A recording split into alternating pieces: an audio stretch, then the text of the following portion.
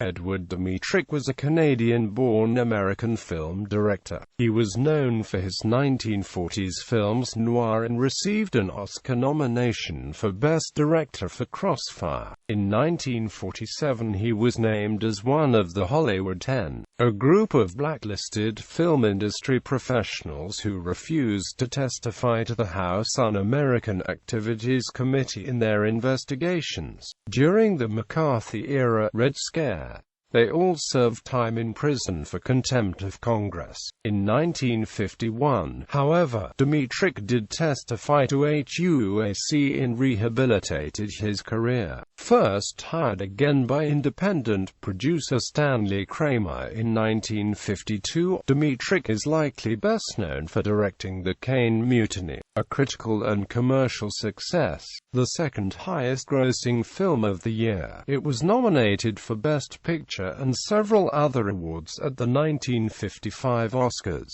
Dmytryk was nominated for a Directors Guild Award for Outstanding Directorial Achievement in Motion Pictures. Biography. Early life. Dmytryk was born in Grand Forks, British Columbia, Canada, the son of Ukrainian immigrant parents, Francis and Michael Dmytryk. His father, who was a severe disciplinarian, bounced between jobs as truck driver, smelter worker and motorman. His family moved to San Francisco, California, and then to Los Angeles.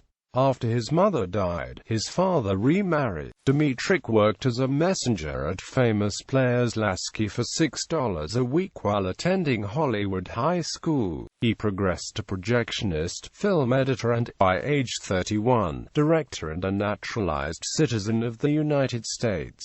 Film career. Early years. Dmytryk made his directorial debut with The Hawk in 1935. His best-known films from these early years were film noirs, Murder, My Sweet, adapted from Raymond Chandler's novel, Farewell, My Lovely, and Crossfire, for which he received a Best Director Oscar nomination. He made 3 contemporary World War II films: Behind the Rising Sun, Hitler's Children, The Story of the Hitler Youth, and Back to Bataan, starring John Wayne. His 4th World War II film, Anzio, was made in 1968.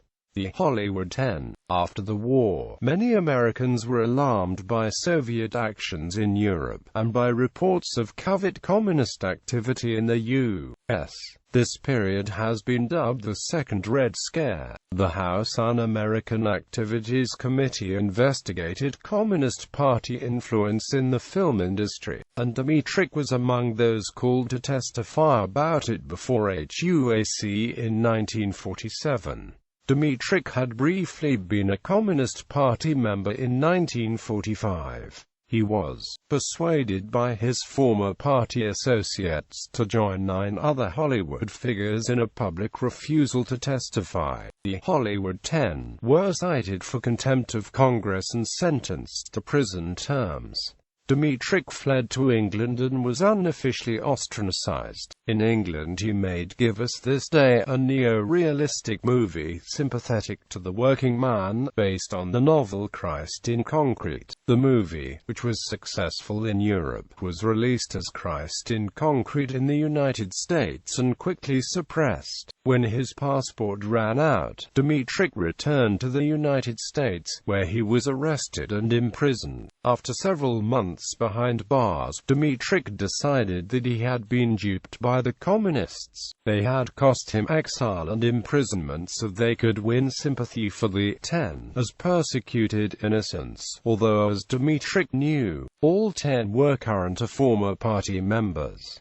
He agreed to testify and to name people he knew were Communist Party members. On April 25, 1951, Dmytryk appeared before HUAC for the second time, answering all questions. He spoke of his own brief party membership in 1945, and named 26 other party members. He said that John Howard Lawson, Adrian Scott, Albert Maltz, and others had pressured him to include communist elements in his films. His testimony damaged several court cases that others of the 10 had filed. He recounted his experiences of the period in his book, Odd Man Out, a memoir of the Hollywood 10. Return to filmmaking. Independent American producer Stanley Kramer was the first to hire him again, choosing him to direct a trio of low-budget films beginning in 1952.